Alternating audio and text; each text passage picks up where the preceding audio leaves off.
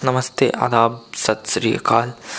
मैं प्रांजल प्रकल्प और आप देख रहे हैं द न्यूज़ फिंगर के सीरीज़ लेडी फिंगर का पहला एपिसोड जो शाह बानो के बारे में है।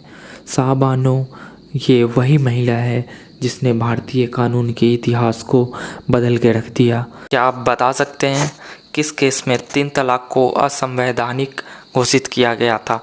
आज चर्चा होगी इसी बात पर और हम बात करेंगे शाह बानो की। कहानी शुरू होती है 1943 से, जब शाह बानो की शादी मोहम्मद अहमद खान पेशे से एक वकील उनसे होती है। 5 बच्चों के बाद 1978 में उनके पति अहमद खान 3 तलाक के अकॉर्डिंग उनसे तलाक ले लेते हैं। न कोई आय न कोई संपत्ति, 5 बच्चों की जिम्मेदारी शाह बानो ने तय किया। वो चुप नहीं बैठेंगी और उन्होंने अदालत का दरवाज़ा खटखटाया। मजबूरी में उन्होंने दंड प्रक्रिया संहिता CRPC 1973 125 धारा के तहत याचिका दायर की। यह कानून धर्मनिरपेक्ष है और किसी भी ऐसा व्यक्ति जो अपना भरण पोषण नहीं कर सकता है, ये कानून उसे भरण पोषण के लिए सहायता का हक देता है। और इसमें तलाकशुदा महिला भी शामिल है जिसने पुनर्विवाह न किया हो। निचली अदालतों ने तो शाह बानो के पक्ष में फैसला सुनाया, परंतु उनके पति जो पेशे से एक वकील थे अहमद खान, वो केस को सुप्रीम कोर्ट तक लेके गए। अदालत में याचिका दायर किया कि इद्दत अवधि जो तलाक के 3 महीने तक की अवधि होती है, ये मुस्लिम पर्सनल लॉ के अनुसार ये 3 महीने उन्होंने गुजारा भत्ता दिया, तो अब वो आगे का गुजारा भत्ता नहीं दे सकते। उसके बाद भी इनका गुजारा नहीं हो पा रहा था। चूँकि ये 5 बच्चों की माँ थी, तो इन्होंने फिर से अदालत का दरवाज़ा खटखटाया। तब न्यायाधीश DY चंद्रचूड़ के एक पीठ, 5 न्यायाधीशों की पीठ ने फैसला सुनाया कि इन्हें भरण पोषण का रकम मिलेगा और किसी भी धर्म की हो तलाकशुदा महिला, उस पर यह कानून लागू होगा। सिर्फ इद्दत की अवधि तक के खर्च का दावा उचित नहीं है, तो अदालत ने इसे खारिज किया और ये जो लॉ चल रहा था मुस्लिम लेडीज़ के लिए, इसे खारिज कर दिया। सुप्रीम कोर्ट ने अहमद खान के याचिका को रिजेक्ट किया और शाह बानो को भरण पोषण के लिए रकम मिलते रहेगा, इस न्याय को कायम रखा।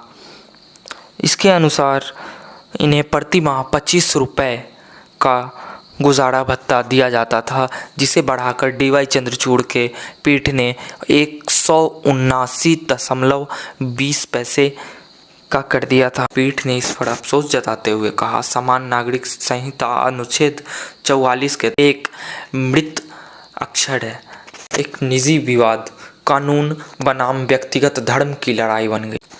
अदालत ने यहाँ तक कहा कि कुरान भी तलाकशुदा औरतों के लिए आर्थिक सहायता का निर्देश देता है। 1985 में इस कानून का कड़ा विरोध होता है।